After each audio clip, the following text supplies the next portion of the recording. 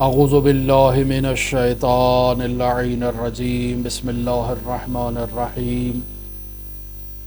الحمد للہ رب العالمین الصلاة والسلام علی اشرف الانبیاء والمرسلین وعلى آلہ الطیبین الطاہرین المعصومین الذین اذهب اللہ عنہم الرجس وطہرہم تطہیرا اللہم صل علی محمد وآل محمد اللہم اخرجنا من الظلمات الوہم واکرمنا بنور الفہم اللہم افتح علینا ابواب رحمتک وانشر علینا خزائن علومک برحمتک یا ارحم الراحمین اللہم وفقنا للعلم والعمل به۔ عزیزان محترم، رسول خدا صلی اللہ علیہ وآلہ وسلم کا نورانی جملہ جو اکثر ہم اپنی گفتگو کے آغاز میں سرنامہ کلام قرار دیتے ہیں کہ حضرت ارشاد فرماتے ہیں بعثت لأتمم مکارم الاخلاق، کہ بے شک انما کے حسر کے ساتھ کہ میری بعثت کا بنیادی مقصد اور ہدف مکارم اخلاق کی تکمیل ہے۔ لہذا رسول خاتم الانبیاء محمد مصطفیٰ مکارم اخلاق کی تکمیل کے لیے تشریف لائے، اور مکارم اخلاق رسول خدا نے امت کو تعلیم دی۔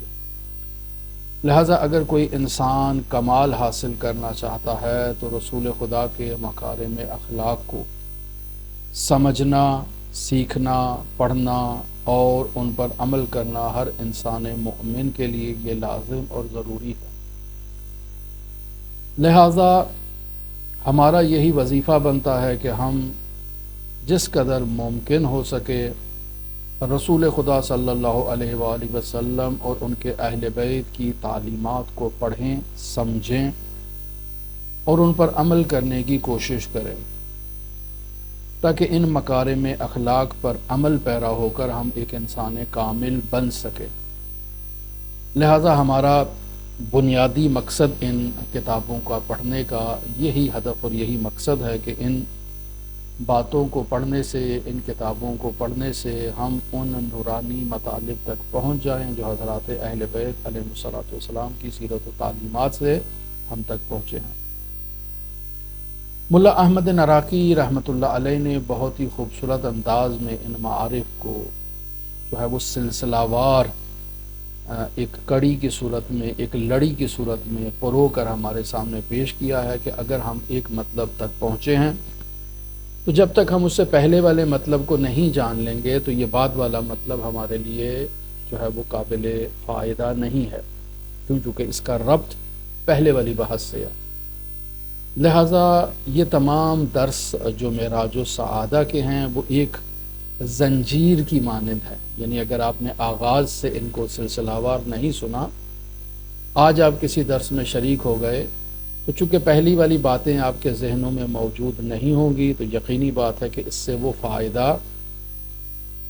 حاصل نہیں ہوگا کہ جو آپ فائدہ حاصل کرنا چاہتے ہیں۔ لہذا عزیزان محترم، تاکید اسی نقطے کی طرف کی جاتی ہے کہ جو مومنین باقاعدہ کلاس میں شریک ہوتے ہیں، درس میں شریک ہوتے ہیں، کوشش کریں کہ باقاعدگی کے ساتھ ان باتوں پر توجہ کی جائے، ان پہ نظر کی جائے، گفتگو کی جائے آپس میں، اپنے عزیز و اقارب کے ساتھ، آپس میں دوستوں کے ساتھ، تاکہ اس سے بہتر فائدہ حاصل کیا جا سکے، چونکہ ہم اپنی زندگی کا ایک بہت اہم سرمایہ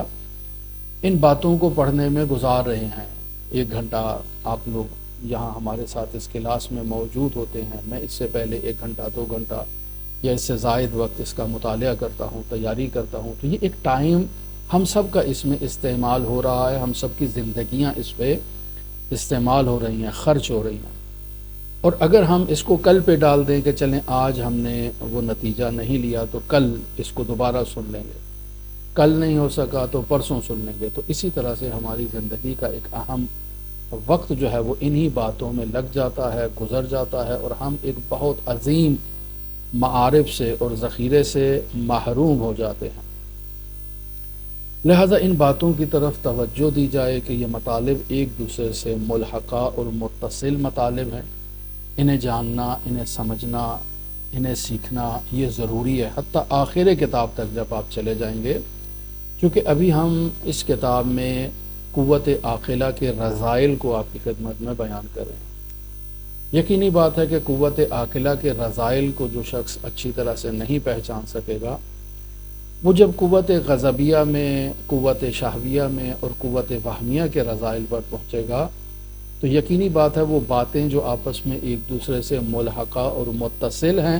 وہاں جا کر اسے مشکل کا سامنا کرنا پڑے گا۔ پھر کیا ہوگا؟ پھر یہ ہوگا کہ یا تو بات سمجھ میں نہیں آئے گی، یا پھر یہ ہے کہ رجوع کرنے پیچھے والے مطالب کی طرف۔ اور بس اوقات یہ ہوتا ہے کہ انسان ایک مطلب تک پہنچا ہے، ایک بات کو سن رہا ہے، لیکن اس بات کو اس نے تسلسل کے ساتھ جو ہے وہ نہیں سنا ہے، تو ممکن ہے آج ہماری زبان سے کوئی ایسا کلمہ جاری ہو جو آپ نے پہلے نہیں سنا ہوگا، یا پہلے اس کی وضاحت آپ نے نہیں جانی ہوگی، تو آج کی بات سن کر آپ کہیں گے کہ یہ ایک نیا مطلب جو ہے نا وہ انہوں نے بیان کر دیا ہے، ایک نئی بات انہوں نے ہمارے لیے جو ہے وہ بیان کر دیا ہے۔ لہٰذا یہ باتیں چونکہ نئی ہیں اور پہلے کسی نے بیان نہیں کی ہیں، لہٰذا ان کو ترک کر دینا چاہیے۔ تو نتیجہ کیا نکلے گا؟ نتیجہ یہی نکلے گا کہ ہم خود ایک عظیم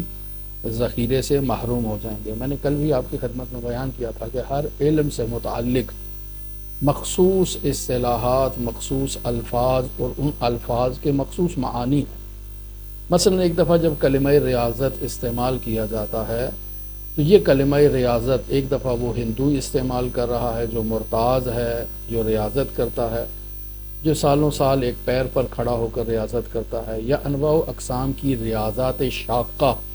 جو نہایت دشوار، جنہیں انسان دیکھ کر، جن کے بارے میں سن کر انسان کے رونگٹے کھڑے ہو جاتے ہیں کہ یہ ہندو ایسی ریاضتیں انجام دیتے ہیں، ان کے سادھو ایسی ریاضتیں انجام دیتے ہیں، بس کلمہ وہاں پر بھی ریاضت استعمال ہوتا ہے۔ یہ ہمارے معاشرے میں موجود جو صوفی حضرات ہیں وہ بھی ریاضت کرتے ہیں، بس وہاں پر بھی کلمہ ریاضت استعمال ہوتا ہے۔ اور جب ہم اخلاقی کتابوں کی طرف آتے ہیں، قرآن و سنت کی طرف آتے ہیں، تو یہاں پر بھی کلمہ ریاضت کا استعمال ہوتا ہے۔ تو جب کلمہ ریاضت استعمال ہو رہا ہے اور 3 مختلف یا اس سے زائد مقامات پر استعمال ہو رہا ہے، تو ہمارے ذہن میں ہرگز یہ تصور نہیں ہونا چاہیے کہ یہ جو مولانا صاحب ریاضت کا کلمہ استعمال کر رہے ہیں یہ وہ ہندوؤں والی ریاضت بیان کر رہے ہیں یا وہ صوفیوں والی ریاضت بیان کر رہے ہیں۔ نہیں عزیزان محترم، ہرگز ایسا نہیں ہوتا۔ لہٰذا الفاظ کو جب ہم سنتے ہیں اور ایسے الفاظ جو مشترک استعمال ہوتے ہیں، ان الفاظ کو جو اس کا ایک معنی ہے اس کی طرف توجہ دی جائے کہ جب ایک عالم، ایک فقیہ، ایک مجتہد ریاضت کا کلمہ استعمال کرتا ہے تو اس کی مراد وہی ریاضت ہوتی ہے جو رسول خدا صلی اللہ علیہ وآلہ وسلم اور ان کے اہل بیت نے بیان کی ہیں، یعنی تعلیمات قرآن و اطرت سے آگے 1 انچ بھی کسی عالم کا یا کسی فقیہ کا جانا جو ہے وہ ایسے ہی ہے کہ جیسے وہ اپنے وجود کو جلا کر خاکستر کر دے۔ لہٰذا ممکن نہیں کہ کوئی عالم، کوئی فقیہ ایسا کوئی بھی نقطہ بیان کرے جو تعلیمات اہل بیت علیہ الصلوۃ والسلام کے متضاد ہو۔ لہٰذا ایک عرفان وہ ہے کہ جو ہمارے فقہائے شیعہ بیان کرتے ہیں، ایک عرفان وہ ہے کہ جو مرتاض ہندو بیان کرتے ہیں یا صوفی بیان کرتے ہیں یا مسیحیت میں بعض مرتاض لوگ بیان کرتے ہیں، ایک وہ عرفان ہے۔ لیکن جب ہم عرفان کا کلمہ استعمال کرتے ہیں تو یقینی بات ہے کہ ہماری عرفان سے مراد وہ ہے کہ جو اہل بیت کی تعلیمات کے زیر سایہ ہے، یعنی وہ باتیں جو قرآن و حدیث میں بیان ہوئی ہیں، وہ باتیں جو اہل بیت علیہ الصلوۃ والسلام کی تعلیمات میں بیان ہوئی ہیں، ان کی طرف اشارہ ہوتا ہے۔ ان سے 1 قدم، 1 سوئی، 1 انچ آگے بڑھنا جو ہے وہ ایسے ہی ہے کہ جیسے حضرت جبرائیل نے فرمایا تھا کہ اگر یہاں سے 1 قدم آگے بڑھاؤں تو میرے پر جل جائیں، ایسے ہی ایک فقیہ اگر اہل بیت کی تعلیمات سے ہٹ کر اگر کوئی نقطہ بیان کرتا ہے تو ایسے ہی ہے جیسے اس کی فقاہت نابود ہو جائے، اس کی فقاہت ضائع ہو جائے۔ لہٰذا ہمارے جتنے بھی علماء شیعہ، فقہائے شیعہ اور عقائد شیعہ جو مطالب بیان کرتے ہیں وہ تعلیمات اہل بیت علیہ الصلوۃ والسلام کے دائرے میں ہوتی ہیں۔ لہٰذا ان اصطلاحات کو جب تک ہم ان فقہا سے نہیں سیکھیں گے، فقہا سے نہیں سمجھیں گے، تو چونکہ ہمارے ذہنوں میں ان اصطلاحات کا ایک نیگیٹو معنی پہلے سے موجود ہے، اس طرف سے یہ عرفان اور ریاضت اور ایسی چیزوں کا جب ذکر ہوگا تو ہمارے ذہنوں میں جو تبادر اختیار ہوگا، جو معنی جلدی آئے گا، وہی نیگیٹو معنی ہے،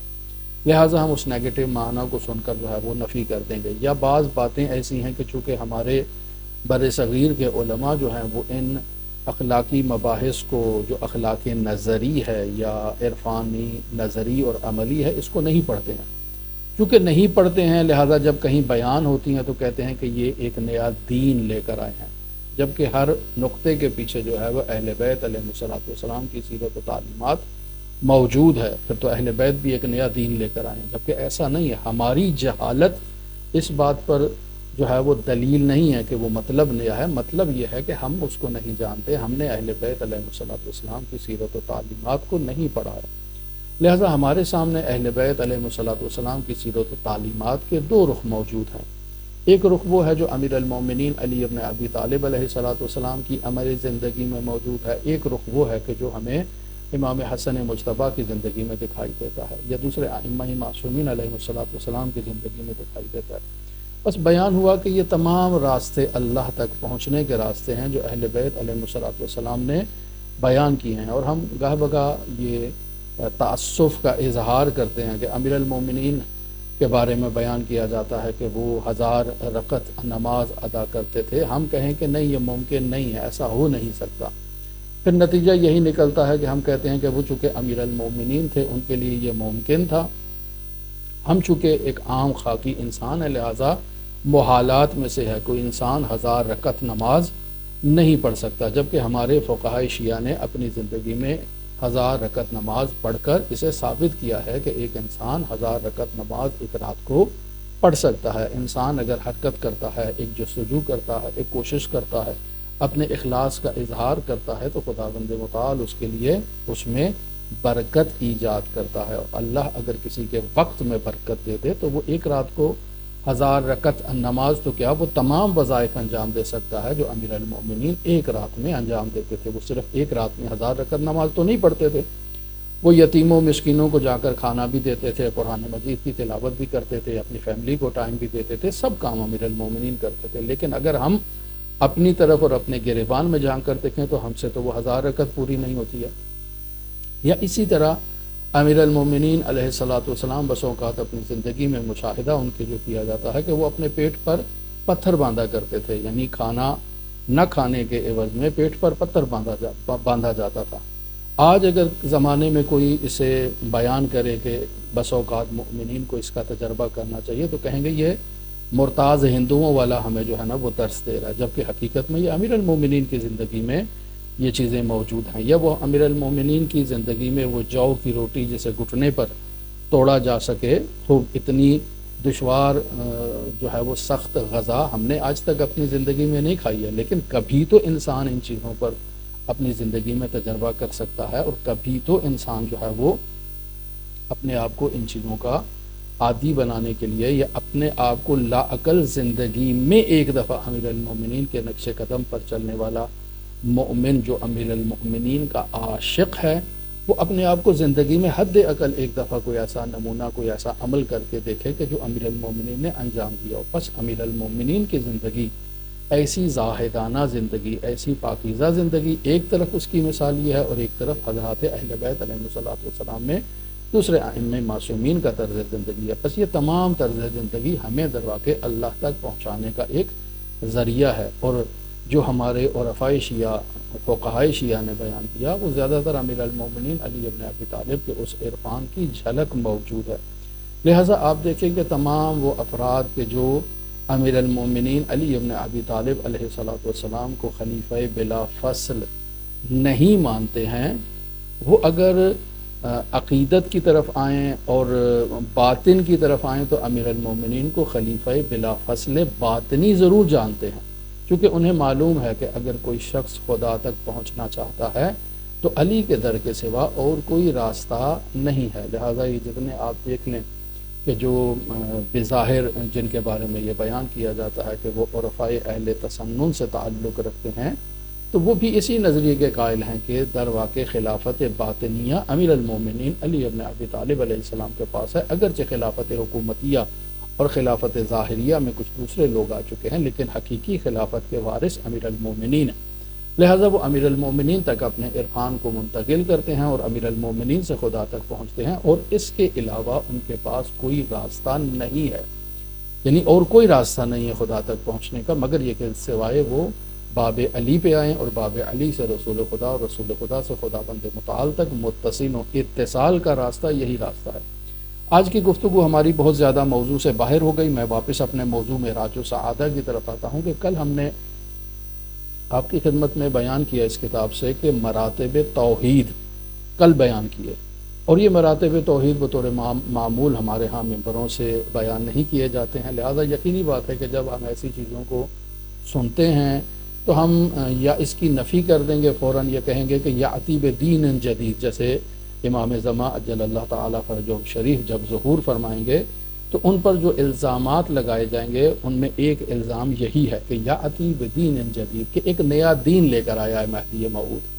یعنی ہم امام زمان اجل اللہ تعالیٰ فرجہ شریف کی تعلیمات کو ایک نئے دین سے تعبیر کریں گے، کیونکہ ہم جن چیزوں میں اپنی زندگی ہم نے بسر کر دی ہے اور جن چیزوں پر ہم عمل کرتے رہے ہیں وہ درواقع وہ کچھ اور ہیں، اور امام زمان اجل اللہ تعالیٰ فرجہ شریف جو بیان کریں گے وہ کچھ اور ہے، اور اس کی بنیادی وجہ یہ ہے ہم ان چیزوں سے مانوس نہیں ہیں۔ لہٰذا توحید کے 4 مرتبے کل آپ کی خدمت میں بیان کیے۔ پہلا مرتبہ جو تھا وہ قیشر تھا، آغاز کا مرحلہ ہے، دوسرا مرحلہ قیشر کا مرحلہ ہے، اور تیسرا مرحلہ لب کا مرحلہ ہے، اور چوتھا مرحلہ لب کا مرحلہ ہے۔ یہ 4 مرحلے، اور کل 4 مرحلوں کی میں نے ایک مثال بھی آپ کی خدمت میں دی تھی، اگر آپ اس کی طرف آپ کے ذہن عالیہ متوجہ ہوں، کہ مثلا بادام کے درخت پر جب بادام لگا ہوتا ہے تو اس وقت وہ ایک سبز رنگ کے خول کے اندر لپٹا ہوتا ہے۔ یہ سبز رنگ کا جو خول ہے یہ ہے قیشر القیشر، یعنی بادام کا ابتدائی خول سبز رنگ کا ہوتا ہے، یہ چھلکا ہے، قشر کہتے ہیں چھلکے کو۔ پس اس قشر سبز کو جب آپ اتاریں گے تو اس کے نیچے سے ایک لب نکلے گا، مغز نکلے گا، ایک چیز جس کو مغز کہیں گے۔ وہ مغز اس سبز کی نسبت مغز ہے، لیکن اپنے ماتحت کو دیکھیں گے تو وہ خود ایک قشر بن جائے گا، ایک خود چھلکا بن جائے گا۔ لہٰذا جیسے ہی آپ اس سبز خول کو اتارتے ہیں تو اس کے نیچے ایک جو ہے وہ سخت قسم کا خول موجود ہوتا ہے، وہ کیا ہے؟ وہ قیشر ہے، وہ بھی ایک چھلکا ہے۔ اس چھلکے کو جب آپ اتارتے ہیں تو اس کے اندر کیا نکلتا ہے؟ آپ کو بادام کی گری ملتی ہے، اسے کہتے ہیں لب، یہ ہے مغز بادام۔ لیکن جب آپ اس پر بھی دقت کرتے ہیں تو اس کے اوپر بھی ایک باریک سی جھلی موجود ہوتی ہے۔ جب آپ اس باریک جھلی کو اتاریں گے تو اس کے اندر جو چیز آپ کو سفید رنگ کی دکھائی دے گی اسے کہتے ہیں لب اللب، یہ خالص مغز ہے، یہ خالص حقیقت ہے۔ بس یہ 4 جو کیفیات ایک بادام کی دکھائی گئی ہیں نا، عین اسی طرح سے توحید کے مراتب جو ہے نا وہ یہاں ہمارے لیے انہوں نے بیان کیا کہ پہلا مرحلہ وہ ہے کہ جس کے اوپر 2 چھلکے موجود ہیں،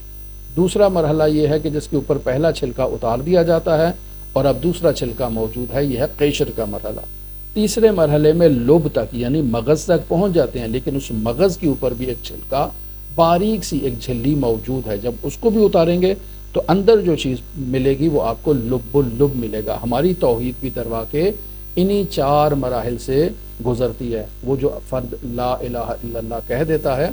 وہ زبان سے تو اس نے لا الہ الا اللہ کہہ دیا ہے، لیکن وہ اس کے معنی کو نہیں جانتا، بس اوقات اس کے معنی کا انکار بھی کر دیتا ہے۔ بس یہ پہلا مرحلہ ہے قیشر القیشر، اب لا الہ الا اللہ کے مرحلے تک وہ پہنچ چکا ہے۔ پھر بس اوقات وہ اندر کے مرحلے تک بھی پہنچتا ہے، قیشر کے مرحلے تک، یعنی لا الہ الا اللہ کہہ دیتا ہے، محمد رسول اللہ کہہ دیتا ہے، اور لا الہ الا اللہ اور محمد رسول اللہ کے معنی کو بھی جانتا ہے۔ اور پھر ایک دفعہ یہ ہے کہ اس سے اگلا مرحلے میں وہ داخل ہوتا ہے اور وہ ہے لب کا مرحلہ، کہ معنی کو بھی جانتا ہے اور معنی کی حقیقت کو بھی جانتا ہے۔ اور پھر اس سے آگے والا مرحلہ کہ جس میں وہ انسان جو ہے وہ خود کو فنا کر دیتا ہے اس ذات کے اندر، اس حقیقت کے اندر کہ جس کی توحید کی اس نے گواہی دیا، اور وہ مرحلہ جو ہے وہ لب اللب کا ہے۔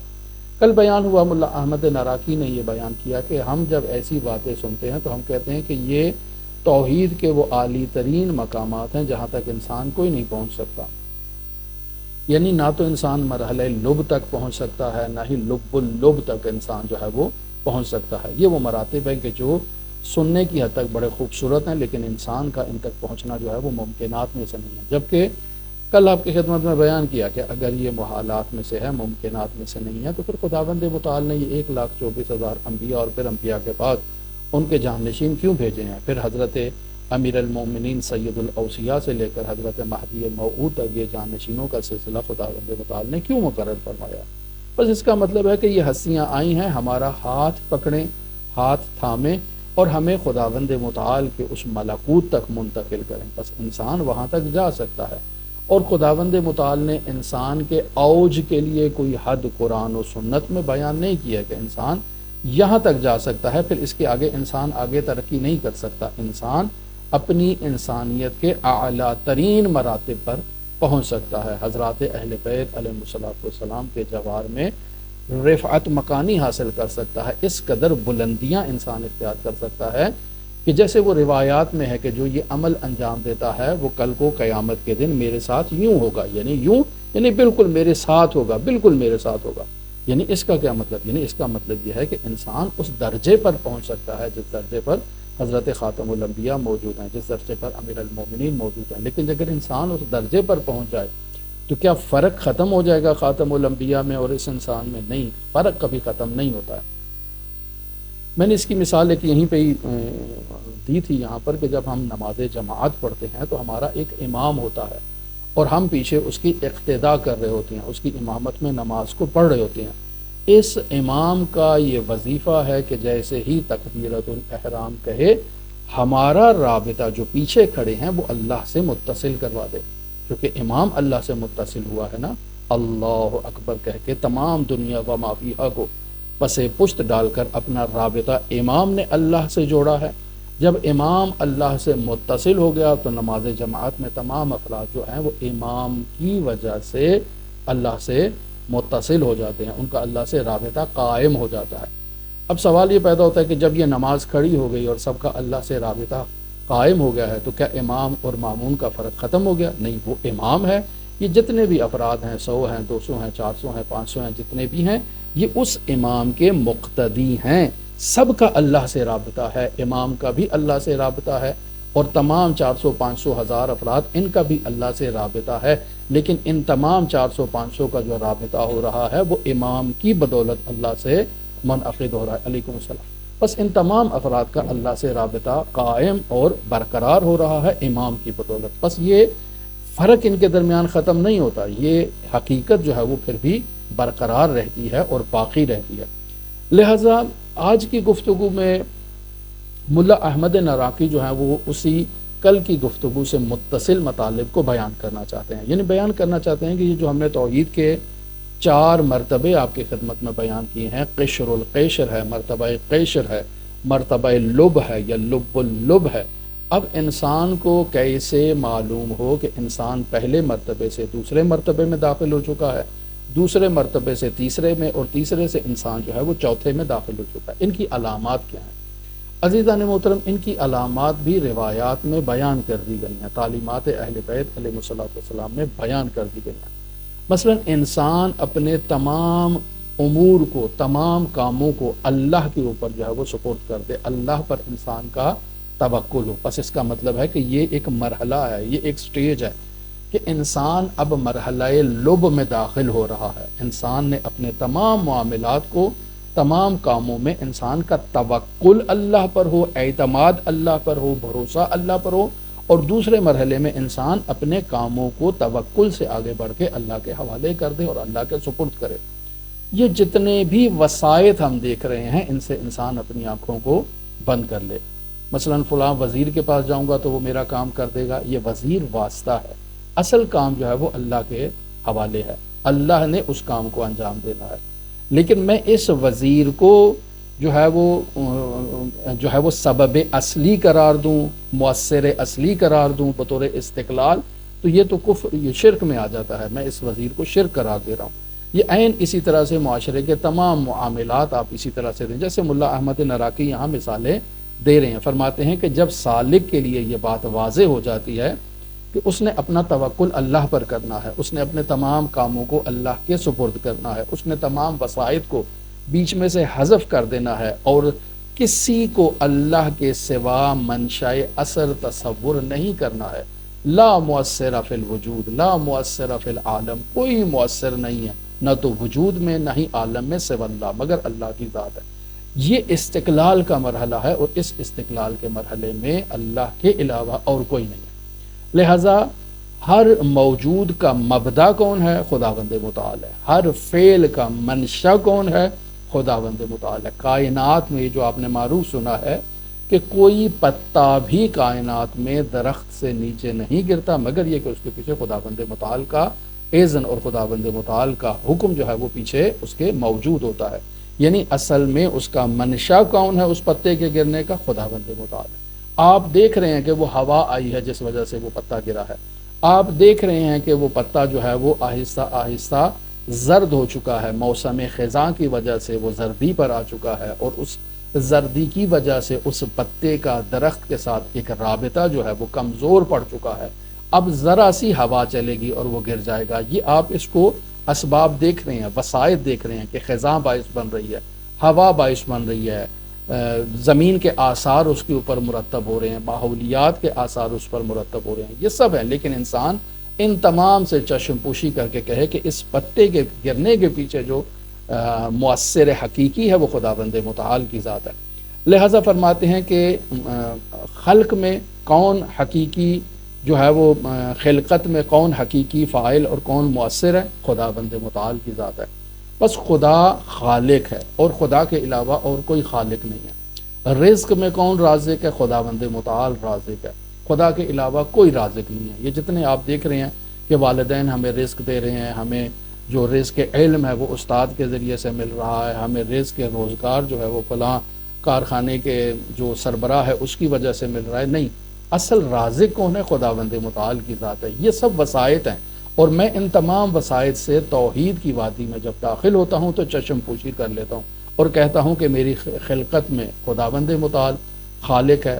میرے رزق میں رازق کون ہے؟ خداوند متعال ہے۔ یہ جو میرے اوپر عطائیں ہو رہی ہیں یہ کس کی طرف سے ہیں؟ یہ خداوند متعال کی جانب سے ہیں۔ یہ جو میری زندگی میں رکاوٹیں آ رہی ہیں کس کی وجہ سے ہیں؟ یہ خداوند متعال کی جانب سے۔ اگرچہ وسائط میں دیکھ رہا ہوں کہ فلاں آدمی نے جو ہے نا وہ مجھے نوکری سے نکال دیا ہے، اس کے نوکری سے نکالنے کی وجہ سے میرا رزق جو ہے وہ منقطع ہوا ہے، وہ فلاں جو اس میں کلاس میں اگر فیل ہو گیا ہوں تو وہ استاد نے مجھے میرے ساتھ جو ہے وہ کم لطفی کی ہے، نہیں، اصل اس کے پیچھے بھی خداوند متعال ہے۔ یعنی انسان ہر قسم کے واسطے کو بیچ میں سے نفی کر دے اور خداوند متعال پر انسان جو ہے وہ اس کو فاعل حقیقی جو ہے نا وہ انسان تصور کرے۔ لہٰذا انسان غنی ہوتا ہے تو اس کے غنا کے پیچھے بھی خداوند متعال ہے، اگر انسان فقیر ہوتا ہے تو فقر کے پیچھے بھی خداوند متعال کی ذات ہے، اگر انسان بیمار ہوتا ہے تو اس کے مرض کے پیچھے بھی خداوند متعال کی ذات ہے، اگر انسان کو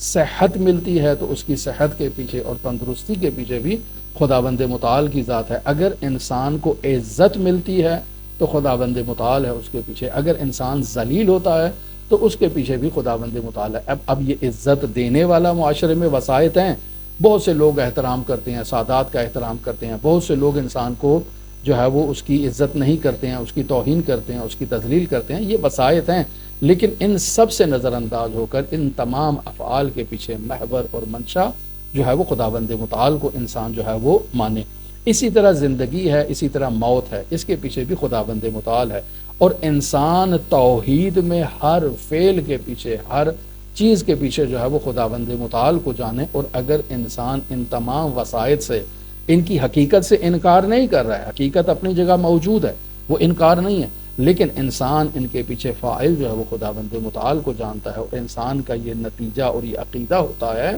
کہ توحید میں وہ ذات مفرد ہے اور اس کے علاوہ اور کوئی نہیں ہے، اور وہ ذات مستقل ہے۔ یہ مفرد کی قید اور استقلال کی قید کل بھی بیان ہوئی تھی، اور یہی لب مطلب ہے عزیزان محترم توحید میں، وسائط میں بھی یہی لب مطلب ہے کہ اگر وسائط ہیں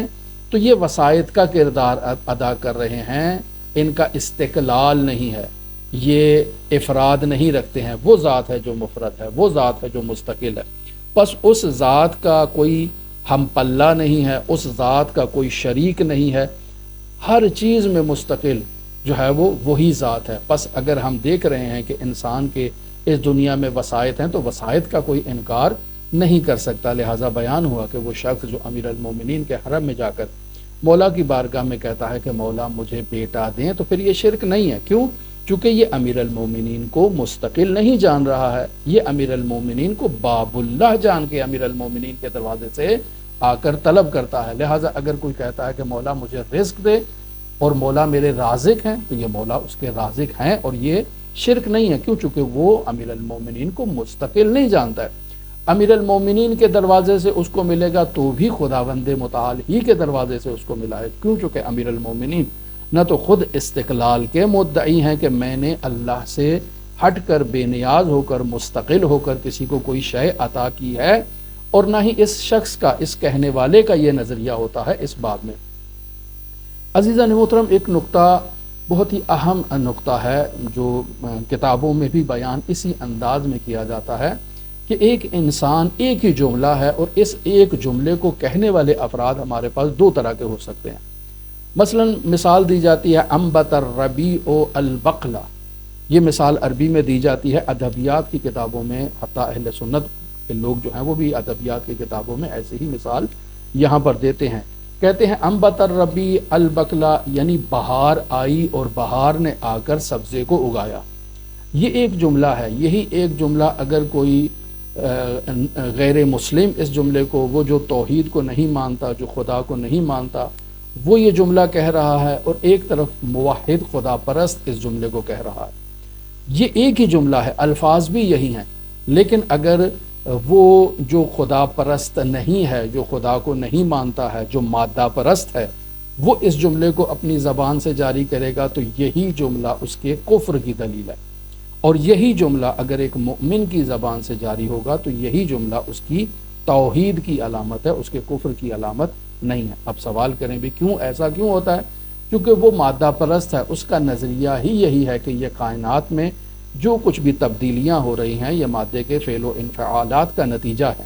اس میں کوئی اور مؤثر نہیں ہے، یہ مادہ ہے جس کی وجہ سے یہ سب ہوتا ہے۔ بہار آتی ہے تو پودے سرسبز ہو جاتے ہیں، خزاں آتی ہے تو خزاں کی وجہ سے پتجھڑ ہو جاتے ہیں۔ بس عامل کون ہے؟ بہار ہے۔ عامل کون ہے؟ مستقل طور پر وہ خزاں ہے۔ بس وہ عامل بہار اور خزاں کو جانتا ہے، جبکہ مؤمن کا یہ عقیدہ نہیں ہوتا ہے۔ مؤمن کا یہ عقیدہ ہوتا ہے کہ اللہ نے بہار کے ذریعے سے سبزے کو جو ہے وہ سرسبز کیا ہے، اللہ نے خزاں کے ذریعے سے جو ہے وہ شادابی کو اور تر و تازگی کو جو ہے وہ اس طبیعت سے واپس لے لیا ہے۔ بس اس کا وہی جملہ کہنا اس کے کفر کی دلیل ہے، اس کا یہ جملہ کہنا اس کے ایمان کی دلیل ہے۔ عین اسی طرح سے امیر المومنین کے بارے میں اگر کوئی شخص آ کر کہتا ہے اور وہ شخص مؤمن ہے تو وہ شخص کہتا ہے کہ علی مجھے بیٹا دے، تو یہ بالکل صحیح ہے۔ لیکن اگر یہی جملہ وہ شخص آ کر کہتا ہے جو علی کو خدا مانتا ہے تو یہی جملہ اس کے کفر کی علامت ہے۔ بس جملہ ایک ہے، لیکن جملے کے کہنے والے قائل کے عقیدے اور نظریات جو ہیں وہ متفاوت ہیں۔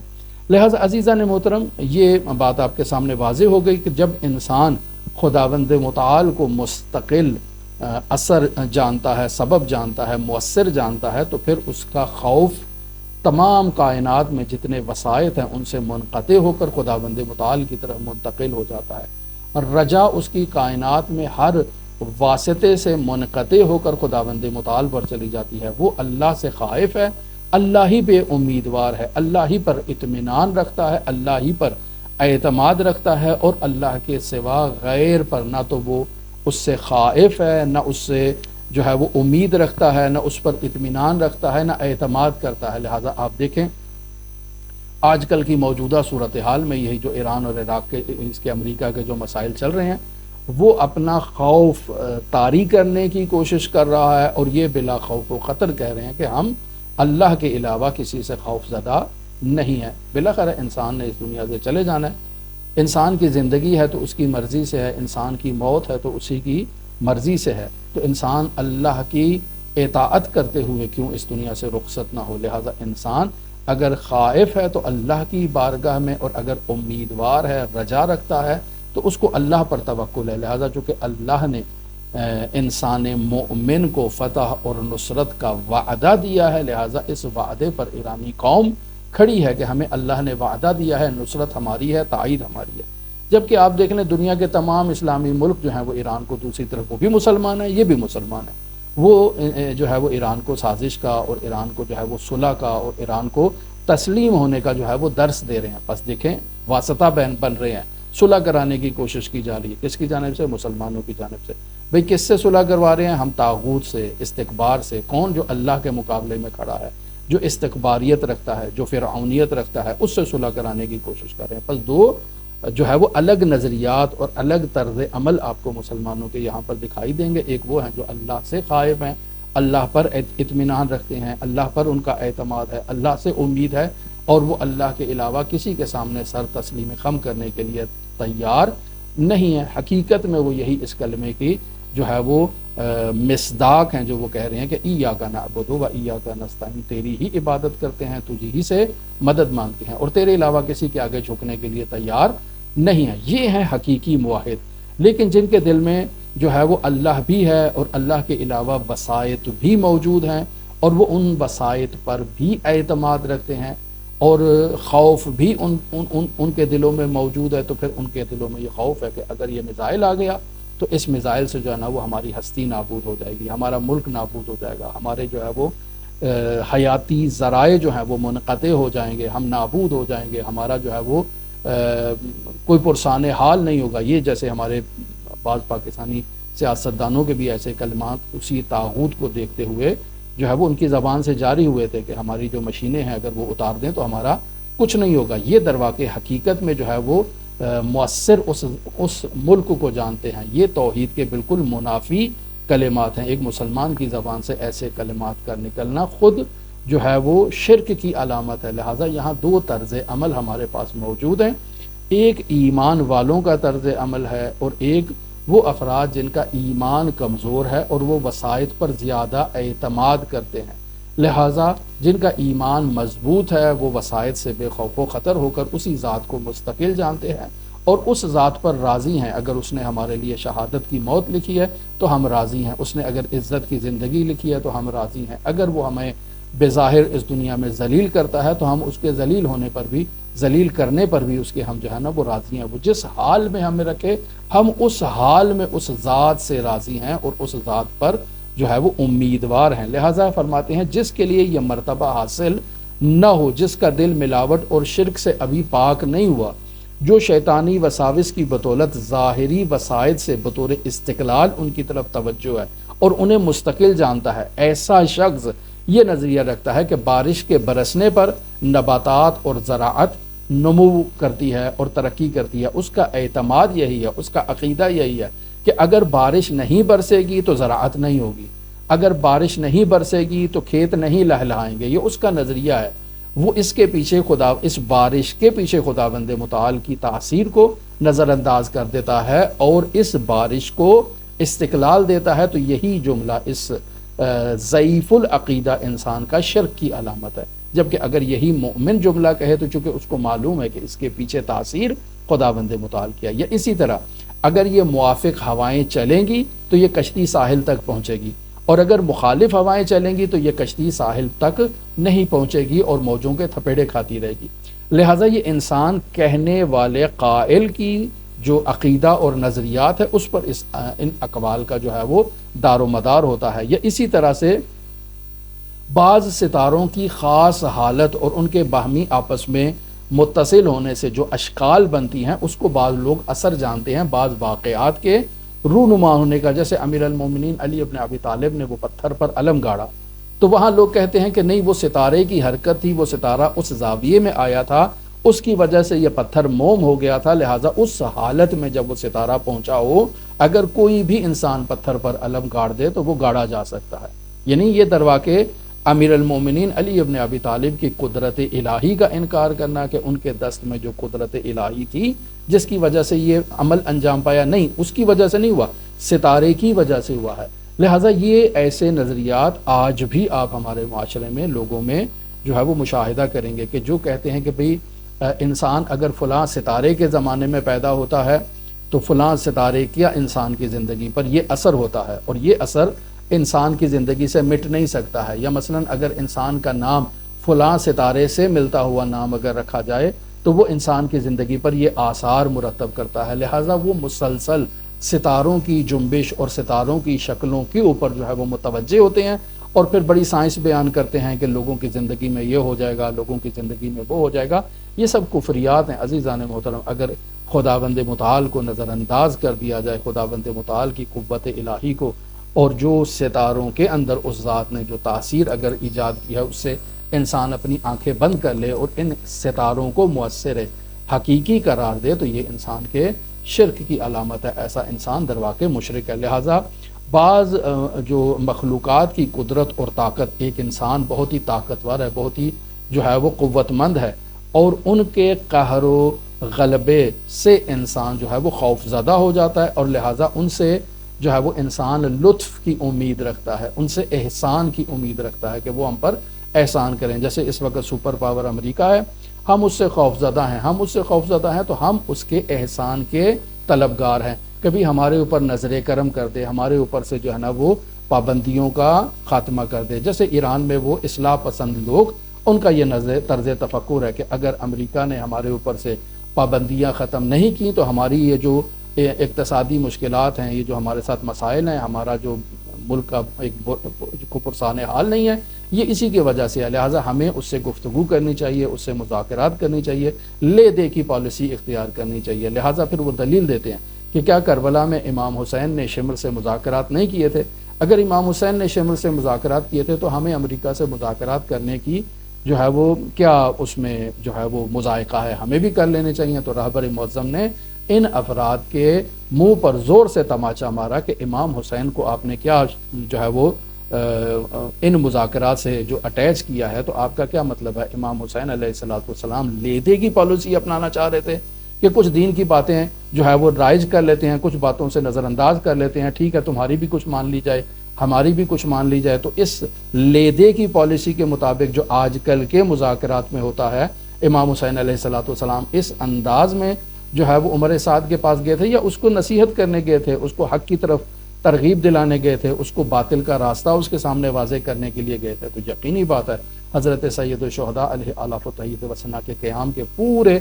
جو ماحول ہے اور پوری تاریخ ہے اس کا اگر جائزہ لیا جائے تو وہاں حضرت سید الشہداء ہر مرحلے پر، ہر موڑ پر اسلام کی حقانیت کو، اسلام کی سربلندی کو، اور اپنا مقصد بنیادی کہ ارید ان اعمر بالمعروف، میں امر بالمعروف کرنا چاہتا ہوں، میں نہیں عن المنکر کرنا چاہتا ہوں، میں اپنے جد اور اپنے بابا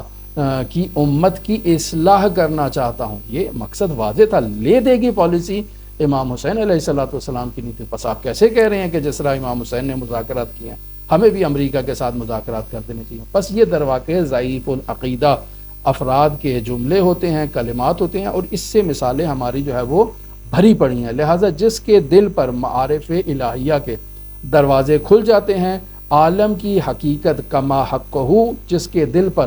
منکشف ہو جاتی ہے، تو ملا احمد نراقی فرما رہے ہیں وہ جان لیتا ہے کہ آسمان و زمین، سورج، چاند، ستارے، بادل، ہوا، بارش، حیوان، انسان وغیرہ سب مخلوقات اس وحدہ لا شریک بادشاہ کے زیر فرمان مغلوب ہیں، اور وہی جو ہے وہ فاعل حقیقی ہے، اور اسی کے قبضہ قدرت کے زیر سایہ یہ تمام موجودات اس عالم امکان کی مسخر ہیں۔ پس جیسے جو ہے وہ زراعت کو فاسد کرنا چاہے اگر خداوند متعال، تو بارش اس کو کوئی نفع نہیں پہنچا سکتی ہے۔ یعنی وقت پر بارش ہوئی ہے جو زمین کی ضرورت تھی، لیکن چونکہ خدا نے ارادہ کیا تھا یہ زراعت فاسد ہو جائے تو جتنی بھی بارش آئے وہ اس زمین کو نفع نہیں پہنچا سکتی ہے۔ یا اگر خداوند متعال کسی کشتی کو غرق کرنے کا ارادہ کرے تو جتنی بھی موافق ہوائیں اس کشتی کو ساحل تک پہنچانا چاہیں وہ ارادہ الہی کا مقابلہ نہیں کر سکتی ہیں۔ یا اسی طرح سے جس سر کو خداوند متعال خاک پر گرانا چاہے اسے کوئی نہیں اٹھا سکتا ہے۔ لہٰذا یہ مطالب مسلمہ حقیقت ہے۔ پھر یہاں ملا احمد نراقی فارسی زبان میں کچھ اشعار بیان کر رہے ہیں جن کا ترجمہ آپ کی خدمت میں بیان کرتا ہوں۔ فرما رہے ہیں کہ جسے خدا بلند کرنا چاہے اس کا مقام بلند ہو جاتا ہے، اور جس کے دل کو وہ پست کرنا چاہے وہ پست ہو جاتا ہے، ذلیل ہو جاتا ہے، رسوا ہو جاتا ہے۔ اگر وہ تجھے عزت دے تو فخر سے اپنی زندگی کو گزار، اور اگر وہ تجھے عزت نہیں دیتا تو حسرت بھری نگاہیں کھول کر دیکھتا رہ کہ یہ تو تیری زندگی میں یہ جو ابھی عزت نہیں ہے بلکہ ذلت کی کیفیت ہے، یہ بھی خداوند متعال کی جانب سے ہے۔ وہیں پر انسان جو ہے وہ توسل کرے، اسی ذات سے انسان جو ہے وہ اپنا رابطہ جوڑے۔ پھر فرماتے ہیں خبردار جب وہ کسی کو ذلیل کر دے تو پھر اس ذلت سے نکالنا کسی کے بس کی بات نہیں سوائے اسی ذات کے، لہٰذا انسان اسی ذات سے متوسل ہو اور اسی سے انسان جو ہے وہ لو لگائے۔ اور پھر فرماتے ہیں اگر وہ تجھے ساحل تک پہنچانا چاہے تو پھر جتنی بھی مخالف ہوائیں چلتی ہیں وہ تیرا راستہ نہیں روک سکتی، وہ تجھے ساحل تک پہنچائے گا۔ یہ مخالف ہوائیں تجھے امواج کے جو ہے وہ سپرد کرنا چاہتی ہیں، تجھے زیر امواج اور زیر دریا اور دریاؤں کے قعر میں تجھے دھکیلنا چاہتی ہیں، لیکن خدا کا ارادہ ہے تو تو ساحل پر پہنچے گا۔ اور اگر وہ تجھے آباد کرنا چاہے تو جتنی بھی طوفانی بارشیں بنے جو تیری فصلوں کو نابود کرنا چاہیں گی تو تجھے وہ فصلوں کو نابود نہیں کر سکتی ہیں۔ جیسے یہ بارہا واقعہ میں نے بھی بیان کیا اور شاید کل مسجد میں بھی مولانا صاحب نے امام محمد باقر کی شہادت کی مجلس میں شاید یہ غالباً بیان کیا کہ وہ شیخ حسن علی نخودقی اصفہانی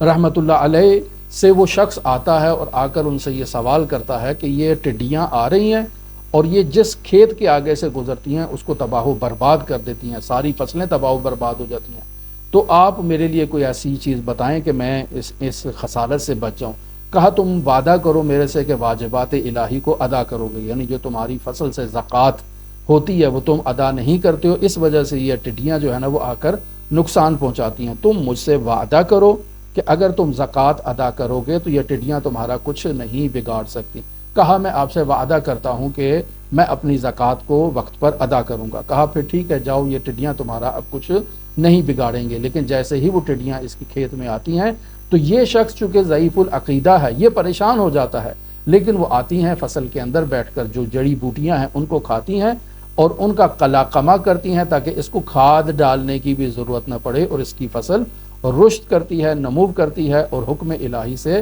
اس کی فصل میں برکت پڑتی ہے اور یہ جو ہے وہ زیادہ محصول کا مالک ہو جاتا ہے۔ پس اگر خداوند متعال کسی کو آباد کرنا چاہے تو اگر اس کو کوئی ویراں کرنا چاہے تو وہ اس کا مقابلہ نہیں کر سکتا، کیوں؟ چونکہ اللہ کا ہاتھ جو ہے وہ ہر طاقت کے اوپر جو ہے اس کو تسلط حاصل ہے اور اوپر والا ہاتھ ہے۔ لہٰذا پھر ملا احمد نراکی ایک فارسی کا شعر یہاں بیان کر رہے ہیں جس میں وہ بیان کرتے ہیں کہ وہ ذات جو آسمان سے بارش دیتی ہے وہی اپنی رحمت سے روٹی بھی دے سکتا ہے، یعنی وہ اپنی مہربانی سے رزق عطا کرنے پر قادر ہے، پس بارش جتنا بھی فصل کو نقصان پہنچانا چاہے وہ نقصان نہیں پہنچا سکتی، کیونکہ ارادہ الہی یہ ہے کہ یہ فصل رشد کرے، نمو کرے، پیداوار کرے، پس وہ پانی جو ہے وہ اس فصل کی نابودی کا کردار ادا نہیں کرے گا اور وہاں سے مڑ جائے گا، اپنا منہ موڑ لے گا، لیکن اس کی فصل کو تباہ و برباد نہیں کرے گا۔ بہت سی مثالیں اس کی علماء کے بیانات سے، تاریخی اقوال سے، واقعات سے دی جا سکتی ہیں کہ جن کی ابھی یہاں پر گنجائش نہیں ہے۔ عزیزان محترم،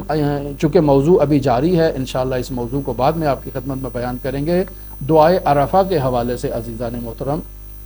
بہت اہمیت کی حامل دعا ہے، یقیناً اس موضوع پر ہمارے بیان موجود ہے، آپ اس کی طرف رجوع کر سکتے ہیں۔ لہٰذا وہ عمل کہ جو انسان کی دعائے عرفہ کی قراءت میں انسان کے کمزور ہونے کا باعث بنے، انسان اس عمل سے دوری اختیار کرے۔ مثلا انسان رات دیر سے جو ہے دیر تک جاگتا رہتا ہے تو یقینی بات ہے سارا دن پھر وہ سوئے گا، تو اس کے نتیجے میں دعائے عرفہ کی یا تو قراءت سے محروم ہو جائے گا یا وہ حال و حوصلہ جو دعائے عرفہ کی قراءت کے وقت ہونا چاہیے وہ اسے نصیب نہیں ہوگا۔ یا انسان اگر دوپہر کو، حالانکہ اس کے دن روزہ رکھنا بہت فضیلت کا حامل ہے، لیکن اگر کوئی شخص روزہ نہیں رکھتا ہے اور زیادہ کھا لیتا ہے اور زیادہ کھانے سے اس کے معدے پر ایک غنودگی کے آثار مرتب ہوتے ہیں جو باعث بنتے ہیں کہ وہ دعائے عرفہ نہ پڑھے، تو ایسے انسان کو اجتناب کرنا چاہیے اس غذا سے، اس طعام سے۔ حتیٰ روزے کے لیے بھی کہا جاتا ہے کہ اگر انسان کمزور ہونے کا اس کو خوف ہے اور باعث بنتا ہے کہ وہ دعائے عرفہ کی سعادت سے محروم ہو تو ایسا شخص روزہ نہ رکھے۔ لہٰذا عزیزان محترم اس نقطے کی طرف توجہ کریں کہ ہمیں جو ہے وہ